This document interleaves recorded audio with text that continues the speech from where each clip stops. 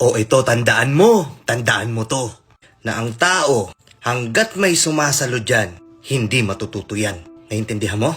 Hindi masamang tumulong. Hindi masamang maging mabait sa kapwa. Pero kasi minsan, yung ibang mga tao inaabuso ka na. Yung ibang mga tao, akala nila, madali nilang malulusutan yung mga problema sa buhay nila. Okay lang sa kanilang gumawa ng pagkakamali ng paulit-ulit. Okay lang sa kanilang sumablay ng paulit-ulit.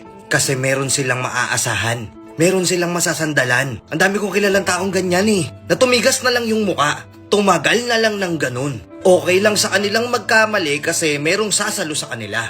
Diba? Bait mo kasi. Masyado kang mabait. Sige na, tulungan na natin. O sige, last na to. Pero paulit-ulit mo pa rin ginagawa, diba? Paulit-ulit mo pa rin pinagbibigyan. Ano nangyayari? Tumitigas ang muka. Diba? Kasi alam niya na meron siyang masasandalan. Ewan ko bakit may mga taong ganito eh. Tinulungan mo isang beses pinagbigyan mo. Putya, gusto sunod-sunurin mo pa. Ang ending, umaabuso. Sa bagay, dakila ka kasi. Oo, ando na tayo. Mabuting tao ka kasi. Hindi mo kayang tiisin. Pero hindi laging sa lahat ng oras kailangan hindi mo sila titiisin. Hindi kailangan sa lahat ng oras kailangan pagbibigyan mo sila. Hindi kailangan palaging sa lahat ng oras sasaluhin mo sila. Kasi oo, hindi matututo yan. Hindi yan matututong tumapak sa sarili niyang paa. Hindi niya matututunang hilahin yung sarili niyang buntot. Alam mo kung ano lang matututunan yan? Magbuhat ng sarili niyang bangko kahit hindi niya naman talaga kaya. Naalala ko noon, yung mga panahong nag-uumpisa pa lang ako, napakahirap lumapit sa tatay ko, sa magulang ko. Noon hindi ko yun naiintindihan. Meron naman sila, pero ako kasi, konting pagsubok lang sa buhay ko, gusto ko hingi kagad ako tulong.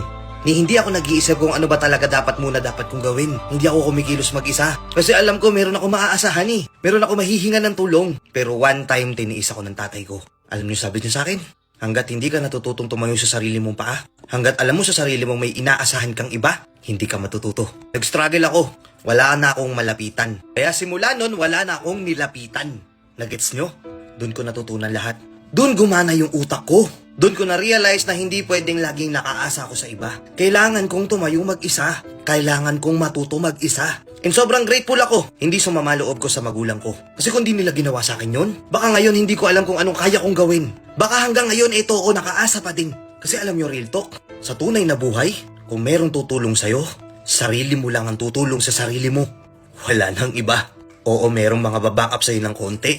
Pero pag nagkandaloko-loko na, karamihan sa mga taong pinakisamahan mo, mawawala sila ng parang bula. Paano pag hindi mo kayang tumayo mag-isa? Paano kapag wala ka ng masasandalan? Paano kapag wala nang tutulong sa'yo? Paano kapag wala nang susuporta sa'yo? Anong gagawin mo?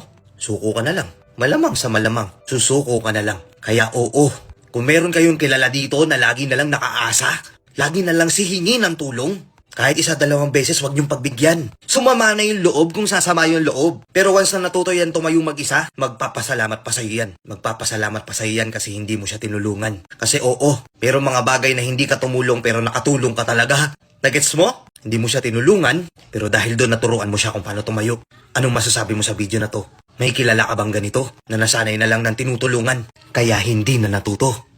Alam nyo, minsan, hindi ho masama na tumanggi sa pagtulong. Lalo na kung alam naman natin na yung tutulungan natin ay may kakayahan. May kakayahan pa para tumayo sa sarili niyang paa. Kasi baka hindi natin namamalayan yung taong tinutulungan natin ay nagiging dahilan na pala tayo or kinukonsinti na natin sila para maging tamad. Or kinukonsinti na natin silang laging umasa sa atin. Kasi hindi sila natututong tumayo sa kanilang sariling mga paa eh.